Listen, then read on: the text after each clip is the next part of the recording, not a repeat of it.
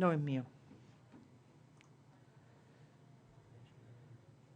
Somos Bonita Radio. Síguenos en youtube.tv Diagonal Channel Diagonal Bonita Radio, en bonitaradio.net, facebook.com Diagonal Bonita Radio y en Twitter Bonita-Radio. En línea con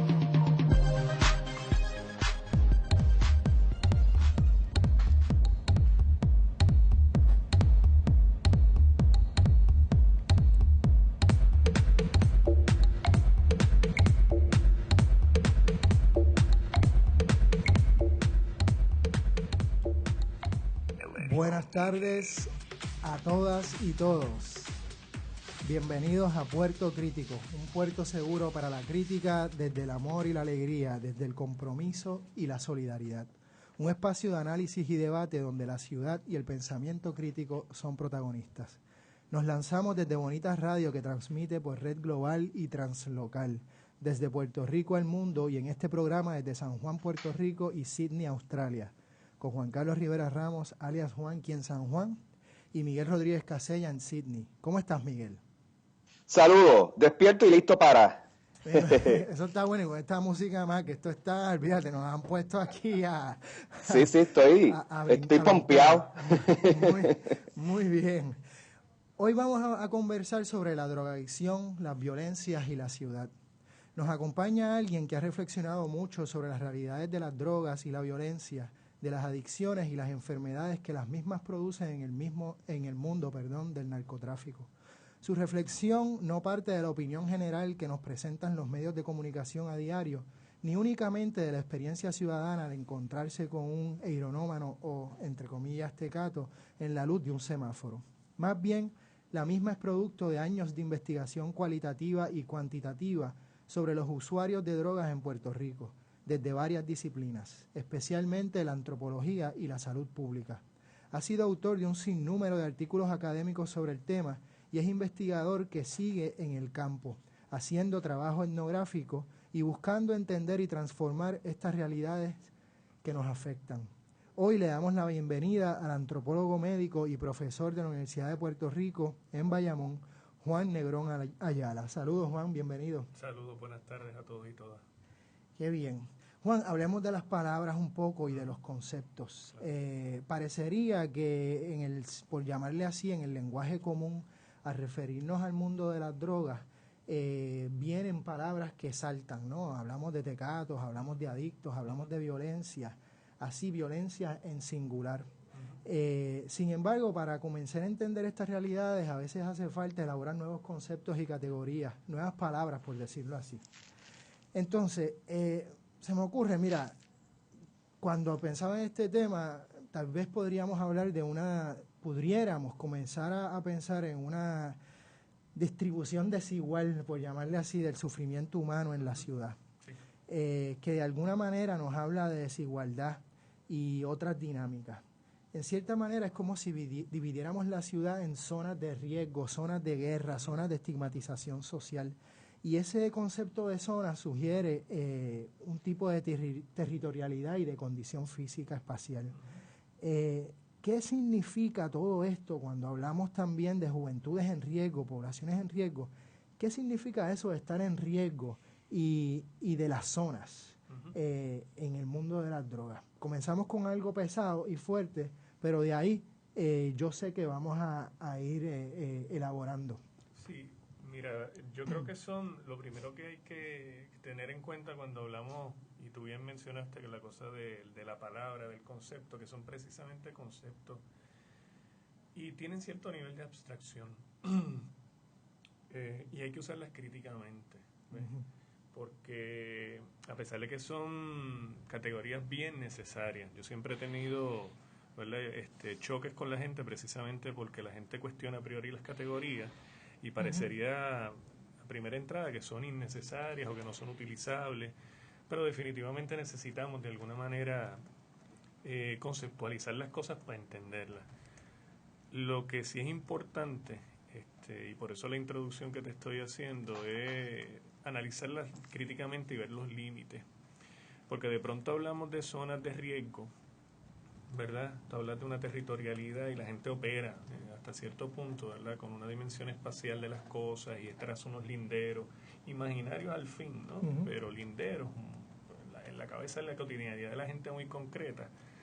Y lo que pasa es que en sí misma esta idea del riesgo y las zonas de riesgo podría ser un tanto peligrosa en esta cosa de crear estigmas, ¿no? Correcto. Pues tú empezaste a hablar de unas divisiones, de una desigualdad.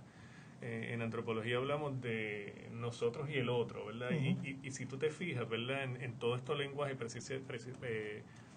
particularmente el asunto de las drogas que se maneja de tantas maneras, ¿no?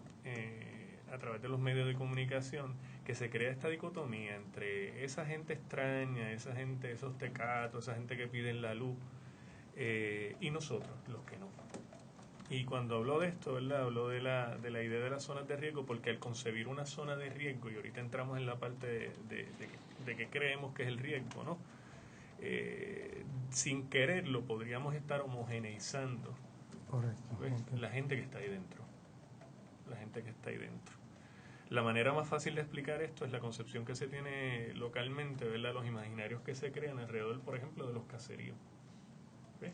Donde de pronto, históricamente, la gente ha, ¿verdad?, de alguna manera depositado toda la maldad, ¿verdad?, y todos los problemas sociales en estas áreas, en estas comunidades. Y sucede que, bueno, siendo realista, hay un montón de cosas que están pasando allí. Pero el problema de conceptualizar la zona de riesgo y el caserío como una zona de riesgo es que de pronto tú podrías estar satanizando y homogeneizando a todo el que está allí. ¿Ves? Correcto. Tú sabes, como que, bueno, todo el riesgo y todo lo malo, por extensión lo que crea son sujetos riesgosos, sujetos peligrosos, o sea, zonas peligrosas, y todo el que vive allí se convierte de pronto en un sujeto peligroso. Lo construimos. Claro, y definitivamente, y sabemos, sabemos, y la gente maneja el discurso de que sí, en los caseríos vive también gente buena, pero el mismo también, ¿verdad? Lo que hace es que valida la cosa. El mundo de las drogas, pues, concurre en otros espacios, y concurre en una serie de actividades que, por ejemplo, para propósitos de los estudios, volvemos con las limitaciones que tiene, lo que señalamos precisamente es que hay una mayor quizás prevalencia, hay una mayor exposición, que de eso se trata el riesgo, de una serie de condiciones, y utilizando el lenguaje epidemiológico podríamos hablar de factores, ¿ves? Hay una serie de condiciones que de alguna manera crean unas desigualdades con respecto precisamente a una serie de males sociales a los que todos estamos expuestos, pero hay una gente que se dan una serie de circunstancias de orden social, de orden estructural, que quizás exponen, ¿verdad?, con mayor nivel de probabilidad que en otros lugares, ¿verdad? Y yo creo que eso es plausible plantearlo. Lo que pasa es que siempre hay que ser bien cuidadoso, porque dentro de los lenguajes científicos, históricamente, que tú lo tienes que saber, se han ocultado, ¿verdad?, unas agendas sociales, o ni tan siquiera agendas, podríamos hablar de unos prejuicios sociales. Seguro. Que lo que han servido es para validar precisamente estas diferencias de las que tú hablabas inicialmente. Miguel. Sí, no, una de las cosas que me fascinó un poco informándome sobre el tema, ¿no?, y preparándome para tener tu visita hoy aquí, es que aparte de esta cartografía, digamos, tradicional de las zonas del riesgo, de los barrios buenos versus los malos, y de las líneas ya sea geográficas originalmente o de infraestructura, que muchas veces son las que confirman o ratifican o le dan visualidad, digamos, a estas zonas, o un sentido de que existen y demás. Aparte de esas cartografías tradicionales, me llamó la atención, digamos, las otras cartografías, las que no muestran necesariamente la diferencia o el límite entre el barrio bueno y el barrio malo, sino al contrario, dejan ver todas unas actividades económicas que interconectan, digamos, el tráfico, la criminalidad que hay detrás de esto, porque se nos olvida que la droga no sería nada más el crimen del punto o del asesinato y demás. Hay toda una criminalidad económica que está ocurriendo en zonas que no son de riesgo, son zonas cotidianas, incluso aplaudidas por nuestra esfera político-económica. Y estamos hablando aquí del lavado de dinero en la banca, de tantos negocios que proliferan como frontes, lavandería, y aquí pues ya empieza a llegar a lugares tan normales como los centros comerciales, porque no se me olvida que esta proliferación de centros comerciales en Puerto Rico, en medio de una crisis económica empieza a levantar banderas y a preguntarse uno, ven acá, ¿cuál es la realidad de estos lugares? ¿A qué están respondiendo? Y ahí es que uno dice que la zona de riesgo o la insistencia en la ciudad de los barrios malos versus los barrios buenos se viene abajo. Hay otra cartografía que empieza a interconectar sectores, digamos, encumbrados, protegidos, y actividades como la banca, que entendemos que son prominentes y que son importantes para el desarrollo del país y demás, pero que también son cómplices en innumerables ocasiones de esto. Y a mí me interesaría hablar un poco de esa otra cartografía, que no es necesariamente la del adicto, la del barrio malo, la del deterioro evidente. Al contrario, estos lugares lucen muy lindos, muy limpios y con recursos económicos. Mira, yo reacciono a eso y no sé si con esto voy a contestar, pero la reflexión que me motiva es que en esta situación, ¿verdad?, de violencia escalada que estamos viviendo en la isla, que los que tenemos 40 o más, ¿verdad?, a propósito, tenemos una referencia de otro tipo de Puerto Rico, ¿no? Que ha sido exacerbada esta violencia por los medios de comunicación y vivimos una suerte de histeria y todo ese tipo de cosas, eso es muy cierto. Pero habían unas fronteras y habían unas cosas ocurriendo hace un montón de tiempo que para la gente estaban bien, ¿verdad? Yo estaba leyendo el otro día un artículo del alcalde de la ciudad de Filadelfia, reflexionando sobre la situación del crimen en Filadelfia, donde decía que buena parte de los crímenes en la ciudad de Filadelfia estaban ocurriendo entre hombres de descendencia africana, lo que dicen African Americans, a una proporción increíble de como de 4-1 con respecto a otros grupos étnicos. Y que eso no pareciera ser un problema para nadie, ¿verdad? Porque lo que pasa es que no estaba siendo el problema, la matanza, el crimen, como quieras decirlo, la violencia, no estaba tocando otros sectores. Entonces el problema no se define como un problema. Y fíjate que en Puerto Rico, hasta que ciertos sectores no vieron la violencia como algo muy cercano, ¿verdad? Como yo escuchaba el otro día una persona diciendo en la radio, lo que pasa es que cada vez se acerca más a mí. Entonces se convierte en un gran problema. Mientras se mataban en los caseríos y en los sectores bajos, no había ningún tipo de problema, ¿no? Y ciertamente ahora, ¿verdad?, con toda la cuestión mediática también y con todo el tipo de acceso a información que tenemos, podemos identificar ese tipo, si se quiere, de violencia, de criminalidad, de ilegalidad, que es una cosa que también tenemos que manejar aquí, ¿verdad? La copresencia, utilizando un concepto que se utiliza en la literatura, de esa dualidad de lo legal y lo ilegal. Sí. ¿Verdad? Que eso es lo que hace las zonas de riesgo. Entonces la gente las define como totalmente ilegal y realmente hay una dinámica bien interesante que sostiene ambas, que es casi dialéctica. Claro. Pero de alguna manera a mí me hace que puntualice sobre esa cosa, ¿no? De que ya este tipo de violencia ha sido revelada en otros espacios. Lo que pasa es que no le damos las mismas significaciones. ¿Ves? No le damos las mismas significaciones de lo que ocurre en la banca, de lo que ocurre en la legislatura, ¿verdad?, en el espacio del gobierno y todo ese tipo de cosas, que son otras formas de violencia y otras formas de ilegalidad. Lo que pasa es que ¿dónde se ubican? ¿A qué grupos representan? Todo ese tipo de cosas. Vamos a una pausa bien pronto. Queremos continuar con ese espacio difícil entre lo público y lo privado, lo ilegal o lo ilegal, y cómo se vive en la cotidianidad.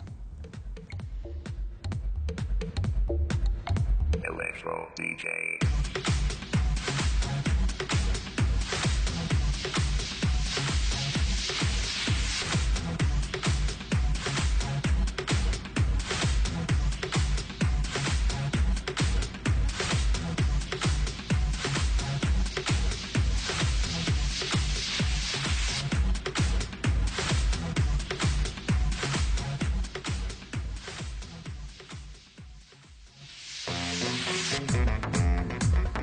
Cultureate.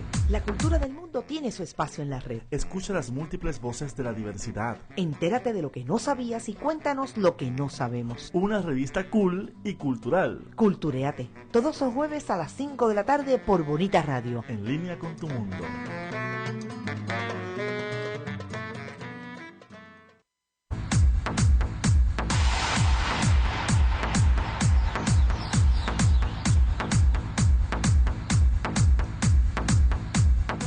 Y regresamos a Puerto Crítico, aquí con una pregunta que continuamos, una pregunta de Miguel Rodríguez Casellas, hablando sobre cómo precisamente esos espacios de legalidad e ilegalidad realmente se combinan, son promiscuos. Es muy difícil tirar una raya y decir aquí comienza una y continúa la otra, y continuamos con la respuesta de Juan hacia esa pregunta. Que de hecho te decía fuera del aire que una cosa que yo aprendí en el estudio de estas cosas que se llaman las zonas de riesgo, ¿no? Es que comulgan, hay una copresencia, que era lo que manejaba anteriormente, de la legalidad, de las actividades, si se quiere, o llamadas legales dentro del ámbito de lo legal y lo ilegal. ¿Ves? Y te comentaba también que para que operaran esas dos actividades se necesitaban de alguna manera. De hecho, más que nada lo ilegal necesitaba de lo ilegal para de alguna manera, si se quiere, camuflajearse. Contrario a lo que la gente pensaría, ¿verdad? En el ámbito o en el imaginario popular, las actividades de riesgo, particularmente las ilegales, sobre todo lo que tiene que ver con las drogas, la gente las supone que están ocurriendo en espacios oscuros, distantes, aislados. Y sucede que no. Sucede que comulgan con una serie de actividades muy legales y de hecho precisamente se habla muchísimo de que la gente se oculta en plena luz del día. La gente se oculta en plena luz del día. Luz del día, ¿no? Hay espacios aquí en Puerto Rico que no voy a mencionar Seguro. Las localidades exactas, pero por ejemplo en paradas de huevo muy grandes es donde precisamente se da mucha actividad de trasiego de droga. Porque precisamente ahí está la gente esperando la guagua, caminando, conversando. Uno pensaría que en ese lugar de noche, cuando no hay nadie, es cuando ocurre, ¿verdad?, lo que se dice en la calle, todo el traqueteo. Por el contrario, de noche la gente se tiene que ir a otro lugar, porque precisamente son altamente localizables en ese sentido. Cuando de alguna manera se camuflajea y la actividad se camuflajea, es precisamente como de alguna manera es permisible que se dé. Y entonces eso quizás sería un punto de referencia para entender esa cosa que preguntaba Miguel, entre esas ilegalidades que se dan en otras esferas, la banca, el gobierno y todo ese tipo de cosas, cómo se camuflajean dentro de estructuras de lo legal. Mira que... y lo interesante también observar que el aumento, digamos, de la actividad relacionada con las drogas y el tráfico y demás coincidió también con el clima de desregulación económica dentro de la banca a principios de los 80. O sea, que uno ve una relación entre abrirle las compuertas al capitalismo en su forma más, digamos, despiadada, agresiva, aventurera, y también un aumento en la lógica, digamos, del tráfico y en la intensificación de estas operaciones. Ahora, también quería traer a tu consideración cómo o sea, el individualismo, digamos, como gran valor de la cultura contemporánea predicada, pues, en líneas capitalistas, el individualismo parece explicarlo todo y parece ser, o sea, si hay un problema mental, psicológico y demás, ahí viene la autoayuda, ahí viene el construirse uno de adentro hacia afuera y todas estas retóricas. Entonces, cuando hablamos del adicto, de las drogas también, está el énfasis en el adicto. Es el individuo, y el énfasis en la adicción, y el origen de la drogadicción es el adicto, es la condición humana, la propensión a la adicción y demás. Y sin embargo, dejamos de un lado esa otra violencia estructural, la que tiene que ver con estructuras económicas y políticas que necesitan expandirse más allá de la operación, digamos, cotidiana. Y ahí sí, pues volvemos al capitalismo, un sistema que donde no puede crecer bajo unas líneas, tiene que de alguna manera buscarse espacios, incluso ilegales, para seguir creciendo. Y en ese sentido, pues, el narcotráfico no es una excepcionalidad a esa lógica, digamos, del capital, sino una extensión perfectamente ratificada por la propia estructura. ¿Cómo tú lo ves?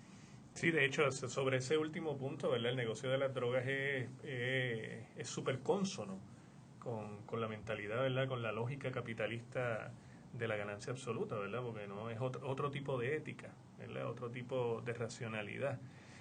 Hablabas del individualismo y quería cogerlo, ¿verdad? Y atarlo con los asuntos que tienen que ver con la drogadicción.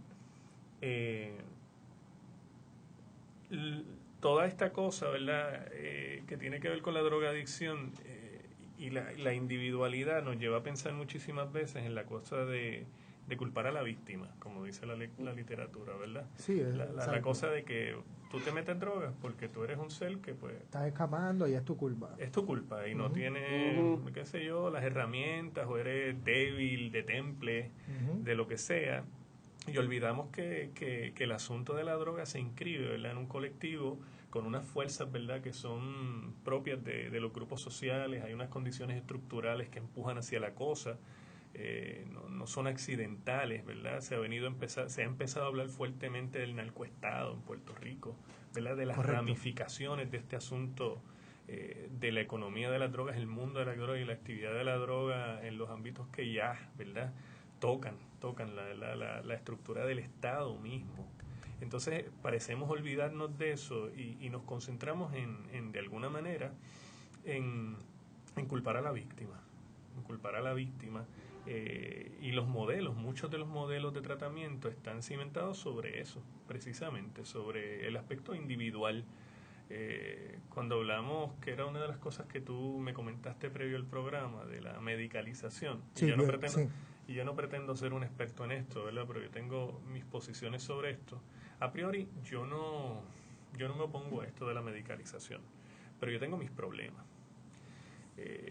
La medicalización, ¿verdad?, y todo énfasis en lo médico, tiene un aspecto curativo, o sea, que llega cuando ya el problema está en su fase de enfermedad, ¿ves?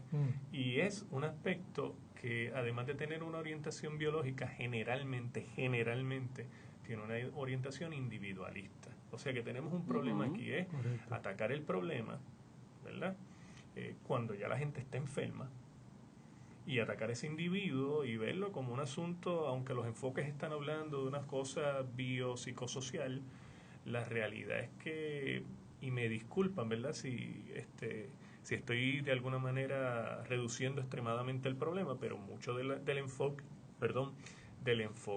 de medicalización se cimenta o se centra sobre un medicamento, fundamentalmente, y de nuevo, a riesgo de ser demasiado duro con estos enfoques, sustituir una droga por la otra. Sí se habla de modelos salubristas, donde de alguna manera se empieza a considerar la cosa estructural, pero el modelo salubrista realmente tiene que tener orientación a trabajar la cosa antes de que empiece el mismísimo problema, ¿verdad?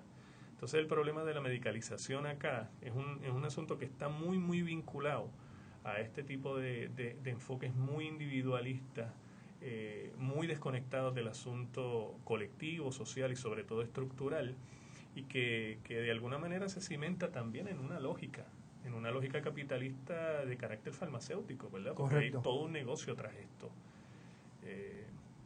Mira, ahora que dices eso, un poco abundando y me vienen varias imágenes a la mente. O sea, sin duda alguna, si hay un lugar en el planeta Tierra que está medicalizado es Puerto Rico. Tal vez uno de los más, y si no el lugar más medicalizado es Puerto Rico. A nivel de la geografía urbana, hay...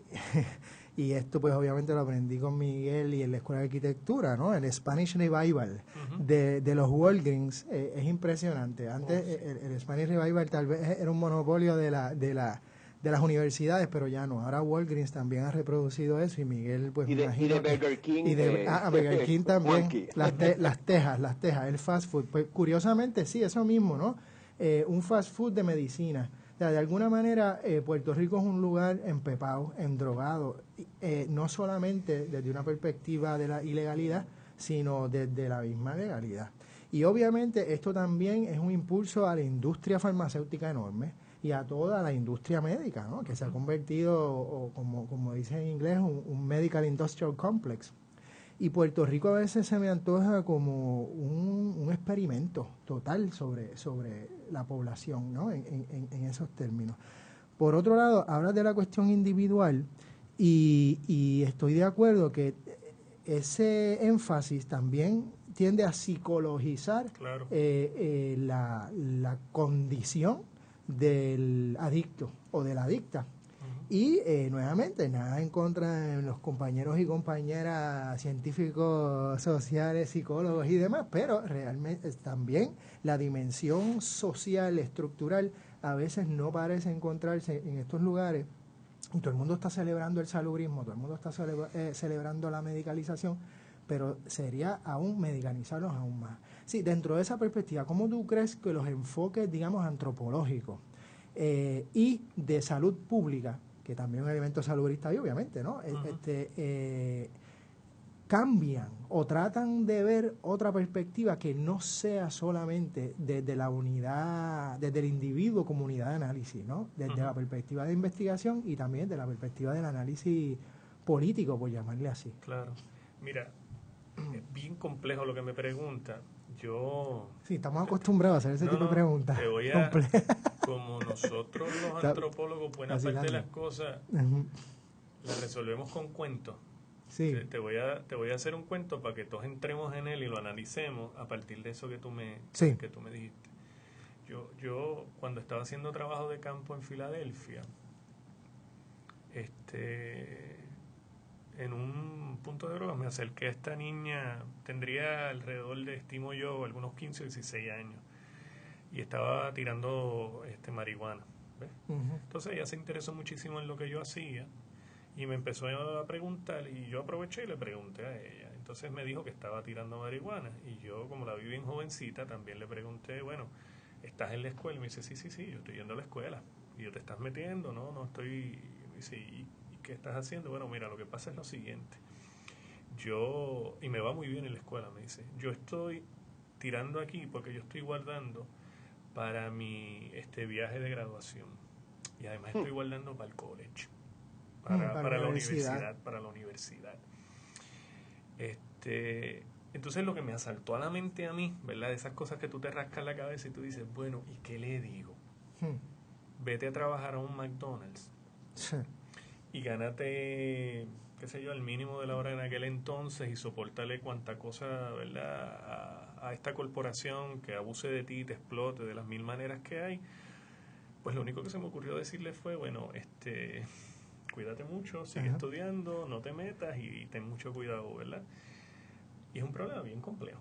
Claro, es un problema bien complejo de cómo atacarlo, ¿verdad? Porque hay tanta cosa, ¿verdad? Hay por una parte un montón de presiones sobre cómo se define el éxito, particularmente, ¿verdad? Porque estamos hablando estrictamente de los usuarios de droga, pero hay una dimensión de los chamacos que tiran, ¿verdad? Que eventualmente muchos de ellos se convierten también en usuarios de droga. Hay una presión, ¿verdad? En estos espacios, sobre todo en estas comunidades desposeídas, en la crisis que se ha acrecentado, donde bueno, la gente tiene que hacer dinero y sobre todo hay una presión para que no se haga solo dinero, sino que se viva una serie de niveles.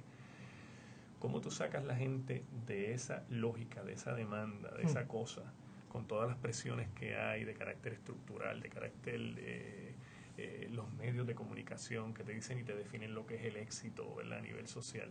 ¿Cómo se brega con eso? ¿Cómo se brega con eso en la ausencia de oportunidades, en la ausencia de particularmente aquí en Puerto Rico dentro de esta crisis, de empleo, ¿verdad? Los estudiantes, vale la pena irse a estudiar 4 o 5 años en la universidad, dejarlo todo detenido, incluso endeudarse como están las cosas, y no meterte o sea, cuando no tienes ni tan siquiera modelos que te digan eso se puede hacer, ¿verdad? Donde no hay en el futuro inmediato una posibilidad de que si haces eso va a haber una recompensa.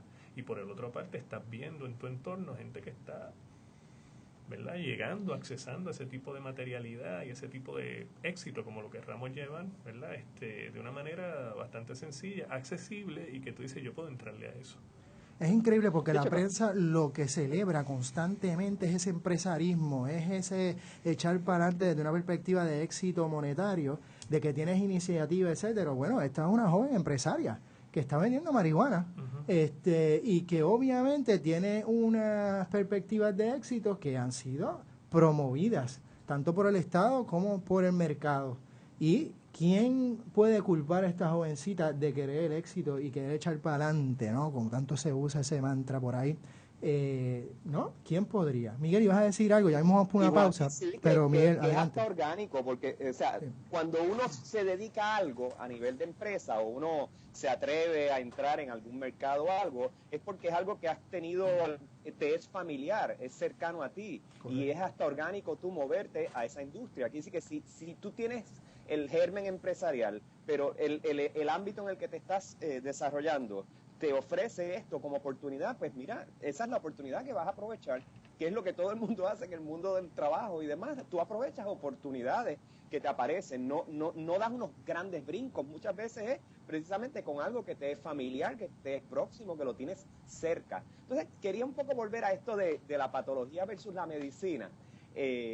No hay algo en esto de convencernos o insistir en el discurso de que hay una enfermedad y hay un medicamento, en alejarnos y camuflajear, como dijimos ahorita, la estructura del problema. O sea, el crear la ilusión de que la enfermedad es otra, le ponemos un nombre y existe fuera del cuerpo. La medicina es una solución que también es controlable y existe fuera del cuerpo, y podemos diseñar cómo va a llegar al cuerpo. Y no será esto una manera de evadir, mirar el cuerpo, no digo yo el cuerpo nuestro literal, sino la estructura económica y social que de alguna manera está estimulando esto. O sea que hasta el mismo concepto de patología y medicina parecería ser una operación de evasión del problema mismo, que es un poco la línea que vas llevando.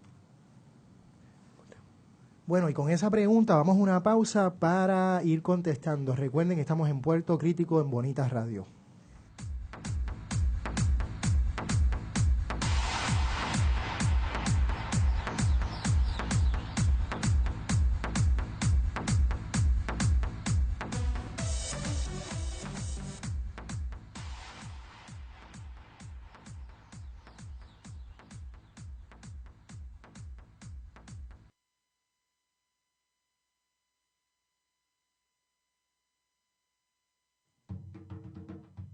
Para bailar la bomba buena, tú lo tienes que sentir. Yo te invito a bailarla ahora, no te vengas a cohibir. Somos hijos de Aguaybana y le invitamos a escuchar todos los martes el ritmo de este tambor. Desde Puerto Rico y para el mundo, al ritmo del baile y la música repicando. Todos los martes a las 6 de la tarde escuche el primer programa de bomba en la red. Solo por Bonita Radio, en línea con tu mundo. Se mira con las manos y se toca con los ojos. Veo. ¿Qué ves? ¿Qué miran las niñas de tus ojos? Color, Forma, vacíos imagen y texto en Veo. El primer museo virtual lo escucha y lo ve a la 1 de la tarde, sábados alternos por Bonita Radio, en línea con tu mundo.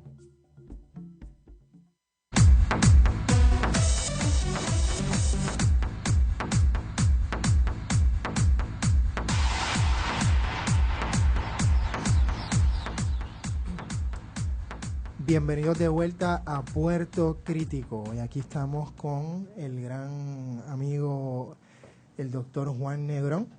Y estamos tratando de contestar una pregunta que nos arrojó Miguel Rodríguez Casella. Así que de vuelta a la pregunta, o a la respuesta, perdón. Bueno, al intento de respuesta, ¿verdad? Porque lo que me motivó a pensar que decía Miguel que era muy cierto sobre esta cosa de la patología, ¿no? Es que tenemos un problema químico que queremos solucionar con una respuesta química. ¿Ves? No, estamos dando la vuelta y de pronto, de nuevo, yo tengo que hacer la salvedad, ¿verdad? Que yo no me opongo a priori al problema, a la solución o a la medicalización. ¿Ves? Yo no me opongo a eso. Cuando yo leía los proyectos de ley que se han esbozado sobre cómo abordar, ¿verdad?, el problema de la drogadicción en Puerto Rico como un asunto de salud pública, y hablan de la drogadicción como una enfermedad, claro que es muy cierto. Lo que pasa es que tenemos que ser nuevamente críticos con respecto a eso. Yo suelo pensar, ¿verdad? Y de nuevo, yo no soy experto en las áreas de tratamiento, ¿verdad? Yo siempre las veo de lejos. Pero yo siempre suelo pensar que la distancia entre el uso, fíjate, que tú puedes usar, y hay un montón de gente que usa droga. Seguro. ¿Verdad? Hay un montón de gente que usa droga sin que eso los inhabilite para funcionar socialmente. Por eso hay gente que usa y hay gente que abusa y crea una dependencia. A mí siempre me ha gustado, y cualquiera me podría cuestionar por esto, pero me ha gustado pensar que el uso es social, ¿verdad? Y el abuso y la dependencia ya entra en una dimensión de lo fisiológico en muchas cosas, y de lo psicológico no deja de ser social, pero ya entra en esa dimensión. Y contestando a aquella pregunta que tú me hiciste hace un rato de cómo enfocarnos en esto desde la antropología, es precisamente de alguna manera combinar ese enfoque médico, ¿verdad?, que es curativo, que está enfocado en lo químico, en lo fisiológico, en lo neurológico, que ahora está trabajándose muchísimo con eso, en lo psicológico, también enfocarse en lo social de manera en que nos enfocamos precisamente en ese uso, en qué condiciones son las que están promoviendo precisamente ese uso, ¿verdad? Y un uso que va a llevarnos a un abuso, ¿verdad? Porque nuevamente, y aquí le puedo, ¿verdad? Hay un montón de gente que se puede de alguna manera ofender con esto que voy a decir, pero hay un montón de gente que puede seguir usando droga, cualquier droga, ¿sabes? Y aquí yo no estoy haciendo distinción entre las legales y las ilegales, que me parece una distinción totalmente artificial y moralista que no tiene ningún tipo de sentido, ¿verdad? Porque seguro. La gente habla de drogas hardcore, y entonces te meten la marihuana cuando es una sangana. El alcohol es una droga hardcore, lo que pasa es que es legal, entonces hacen unas cosas. Yo no estoy haciendo la distinción entre lo legal y lo ilegal, yo estoy haciendo que de hecho la gente ahora, por eso es que yo también tengo problemas con la medicalización, porque cuando hablan de la medicalización yo digo, ¿medicalización para cuál droga? Porque la mayoría de los usuarios de drogas, los estudios enfatizan sobre todo aquí en Puerto Rico y en otro montón de sitios que son poliusuarios. La gente se mete de todo. O sea, la gente se mete de todo. Raro es el usuario de drogas que te vas a encontrar por ahí que usa una sola droga. Rarísimo, rarísimo. Hay una combinación de, la gente usa marihuana, usa alcohol, usa heroína, usa cocaína. Aquí en Puerto Rico la mayoría de la gente que se inyecta usa una combinación de heroína y cocaína que es Speedball. Usa las drogas recetadas, lo que le llaman en la calle palitroque, Xanax, Percocet. Tú sabes que también hay un trasiego de todo este tipo de cosas. Toda esa farmacología está en la calle también. Todo eso está en la calle. Hay puntos donde tú consigues de todas esas cosas, los llamados palitroques, ¿verdad? Bueno, y no olvidemos el Adderall en las escuelas ahora mismo, incluso escuelas de medicina y escuelas de derecho. Sí. O sea, nuestros muchachos de bien se están metiendo Adderall para poder enfrentar los retos de la de hoy en día, los exámenes y demás. Las pepas de cafeína y todo eso, ¿verdad? Sí. ¿no? Entonces, estamos hablando de un conglomerado, y cuando se habla de la medicalización, yo me pregunto de cuál. Seguro. De cuál estamos hablando. Generalmente se piensa en los opiáceos, con la metadona, la buprenorfina, todo este tipo de cosas se piensa, ¿verdad? Y se están desarrollando cosas para la cocaína.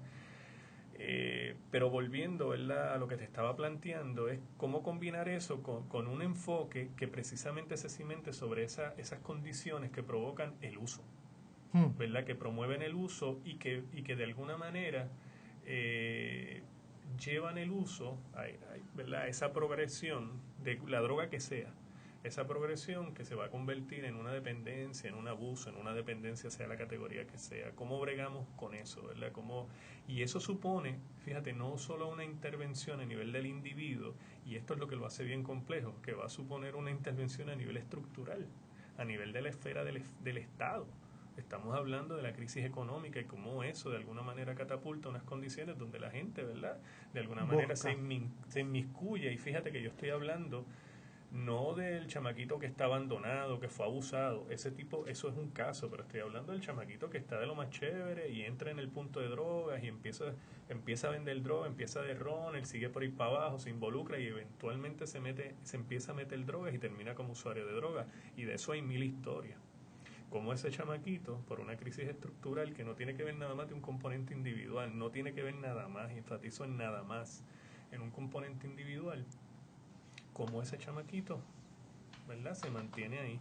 Y cómo, particularmente en los estudios, tenemos que enfatizar en una cosa que la palabra en español a mí yo la detesto, es resiliencia, ¿verdad? Es resistencia. Sí. De cómo, fíjate, cómo los estudios indican, ahora sí volviendo a la concepción de las zonas de riesgo y los factores de riesgo, cómo los estudios indican, y no te voy a dar cifras aquí, ¿verdad?, de que la mayoría, utilizando un concepto cualitativo, la mayoría de los muchachos, aún estando expuestos a estos factores, no incurren en actividades delictivas ni violentas ni de uso de droga. Mira qué cosa más interesante. Entonces tenemos que enfocarnos a partir del trabajo cualitativo y etnográfico en esos factores. En cuáles son los factores que distancia a ese grupo de individuos que, a pesar de estar expuestos a los mismos factores, ni se meten drogas, o si se meten marihuana, el gallito, de vez en cuando, alguito, todo ese tipo de cosas, nunca caen, ¿verdad?, en el abuso, en todo lo que, en esa cronicidad que nosotros vemos, en esa dependencia que nosotros vemos, ¿verdad? Y se mantienen funcionales y van a la escuela y estudian y terminan la escuela a pesar de las altas tasas de deserción que hay en este país.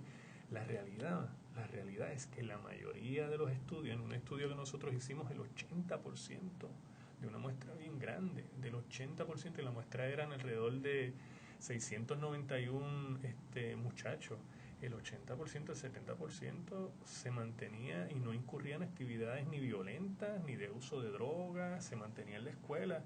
Son un gran logro. Nos tenemos que concentrar en eso, en esos factores. Algunos van a sonar trillados, y te tengo que confesar, ¿verdad?, que viniendo de las ciencias sociales yo tenía mis aprensiones con respecto a eso, pero la familia es un elemento importantísimo. Interesante. La familia sigue siendo un evento, el tipo de escuela en el que están los muchachos, la relación que desarrollan con los maestros, la iglesia.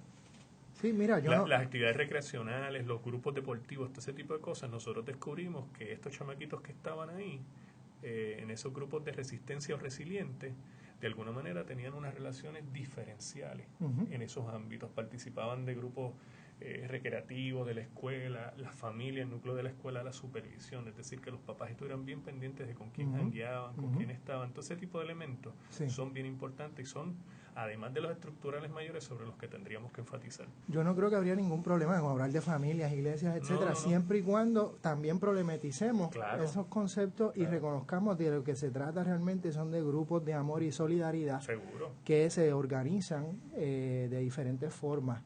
Pero no, o sea, puedo entenderlo muy bien. En esa misma lógica, tú también hablas sobre los adulterantes. En el uso de droga no solamente hay poliusuarios, sino que la droga que se usa en la calle no es la heroína sin más o la cocaína sin más, sino que se le adultera, se le ponen otros aditamentos. Y yo uso la palabra aditamentos y preservantes, etcétera, porque me gusta siempre no separar lo ilegal de lo legal y reconocer que en el mercado también de la comida le metemos colorantes, endulcorantes, preservativos o preservantes, le metemos high corn fructose syrup a la comida y la adulteramos.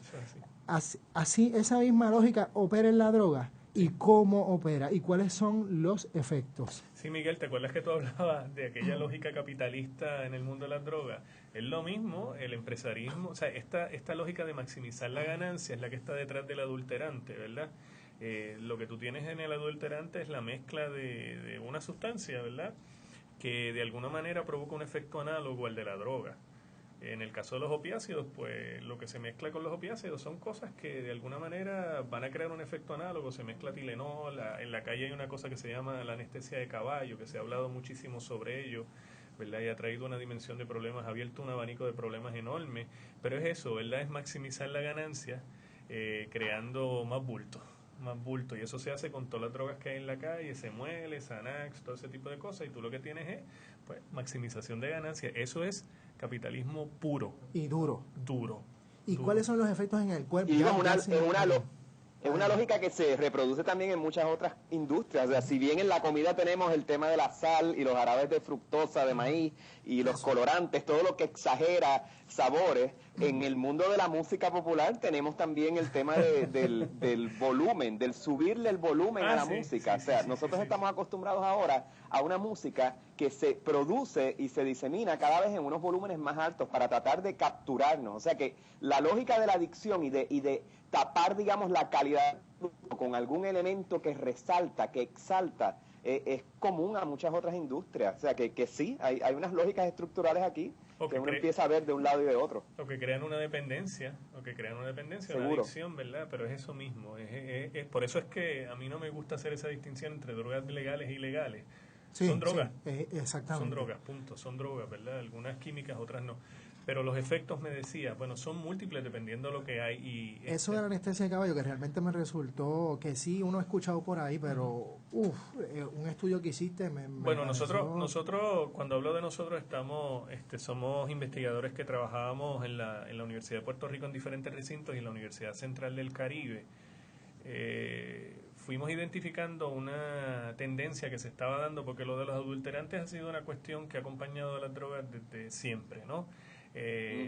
Cierto o falso, ¿verdad? Se ha hablado siempre de adulterantes como el baking soda, como la Tylenol. En las leyendas urbanas hablan de hasta veneno de rata, Sí. de ablandadores de carne, todo ese tipo de cosas, con el montón de efectos que eso puede tener sobre el cuerpo y particularmente los efectos increíblemente negativos que podrían tener sobre los potenciales procesos de detoxificación, que es lo que está pasando particularmente con la anestesia de caballo. Pero empezó a darse una tendencia, nosotros la identificamos, que de alguna manera se estaba dando desde principios de la década del 2000, donde se estaba empezando a hablar de un nuevo adulterante que la gente se refería a él como anestesia de caballo. Sabemos, hay quien piensa fuertemente que se trata de silacine, que es un analgésico veterinario que se utiliza para múltiples usos, para múltiples actividades, ¿verdad?, dentro del mundo de la veterinaria, la investigación y la medicina veterinaria. Hay gente como yo que piensa que es un asunto mucho más complejo, ¿verdad?, que la anestesia que simplemente la silacina, y puedo explicar ahorita por qué. El caso es que de lo que estamos hablando era de un nuevo adulterante que tuvo la condición increíble de convertirse, por lo que nosotros fuimos detectando, pasó de ser de un adulterante a una droga base. Me explico con esto. Mira, nosotros identificamos en un estudio que hicimos en la zona oeste que los usuarios de droga estaban hablando de la droga, la heroína particularmente, con un corte particular al que llamaban piqui piqui, que era heroína con un poco de anestesia de caballo. E identificaban también anestesia de caballo, que era ¿qué? Era anestesia con un poco de heroína. Mira qué cosa más interesante, que pasó de ser. Ahora la gente busca la anestesia. Lo que pasa es busca y incluso en ocasiones no sabe que se la está metiendo, y te digo por qué.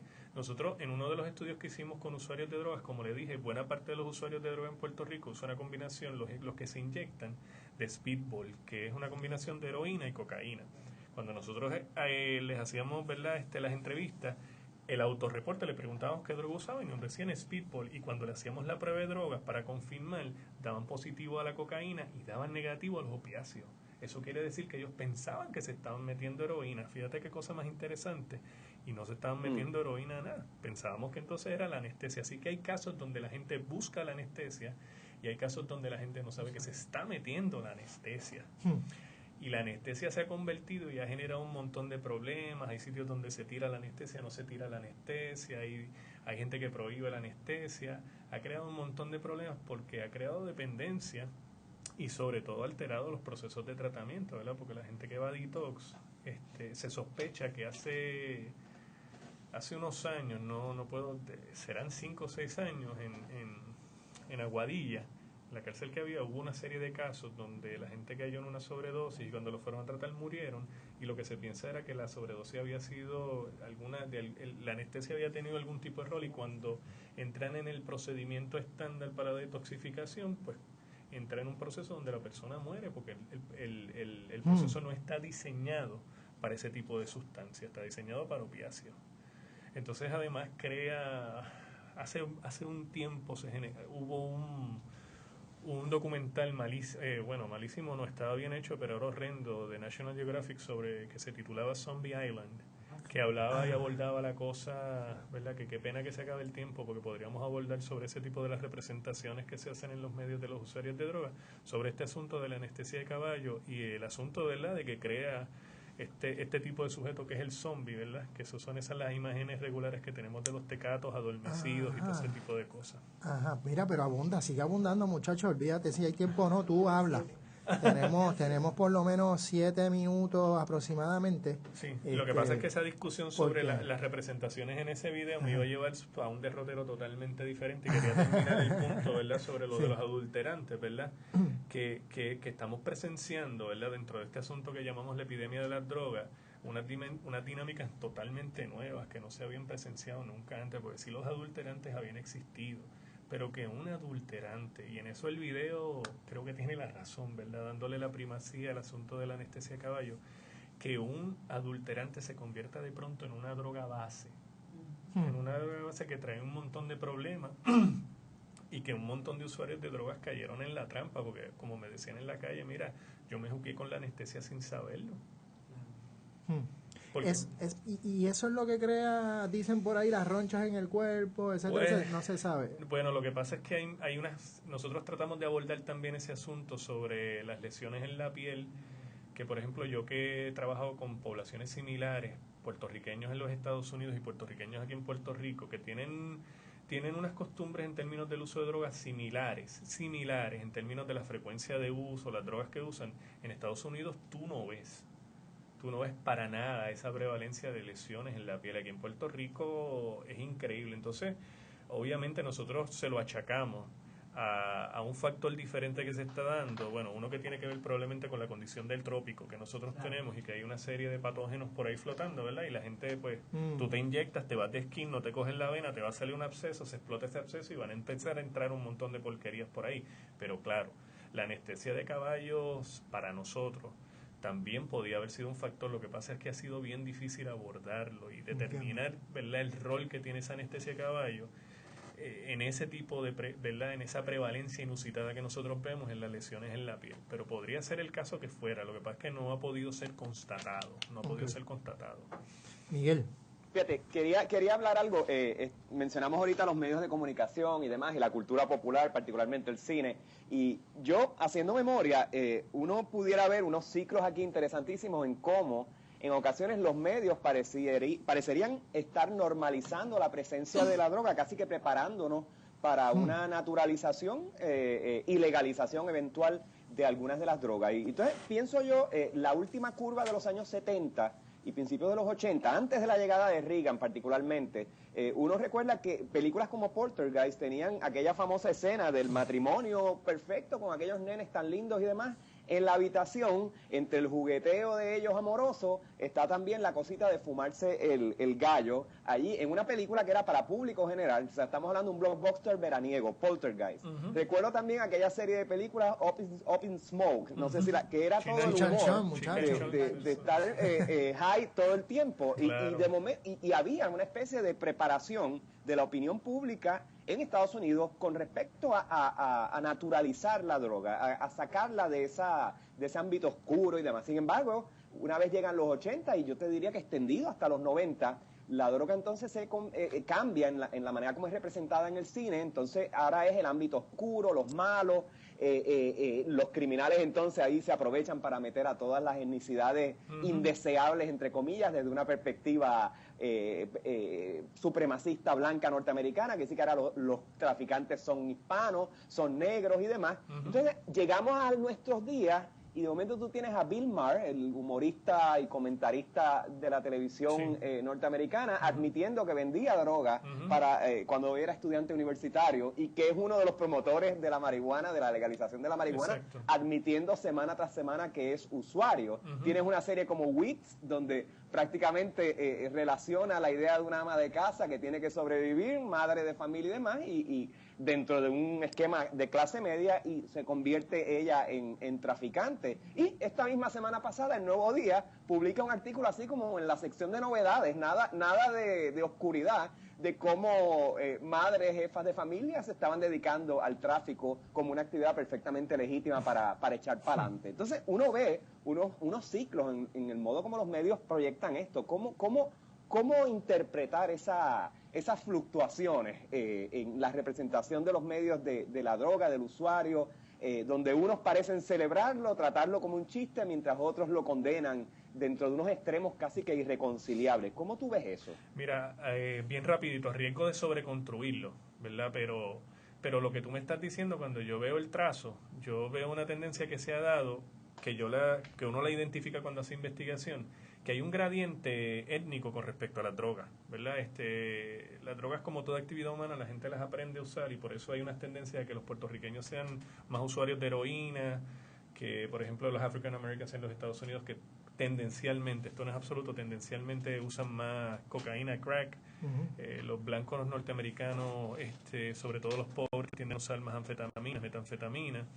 Entonces, lo que yo estoy viendo que tú me estás diciendo, de alguna manera, ¿verdad? Hay una tendencia de quién nombra, Bill Maher, Wits, la protagonista es blanca, todo este tipo de cosas. Hay unos sectores así de clase alta que pues está cool, hay una celebración de que está dentro de esta apertura hacia la potencial legalización, despenalización de la marihuana.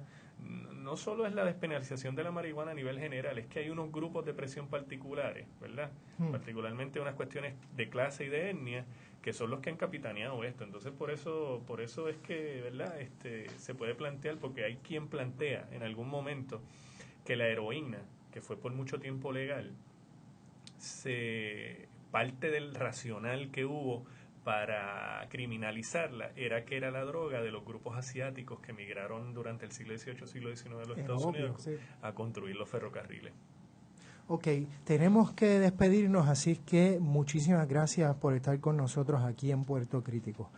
Estamos en Bonita Radio, recuérdense de que estamos aquí después de Puerto Rico y el mundo, y nuestra dirección es www.ustream.tv/channel Bonita Radio. Nos vemos la semana que viene. Hasta luego. Gracias. Electro DJ.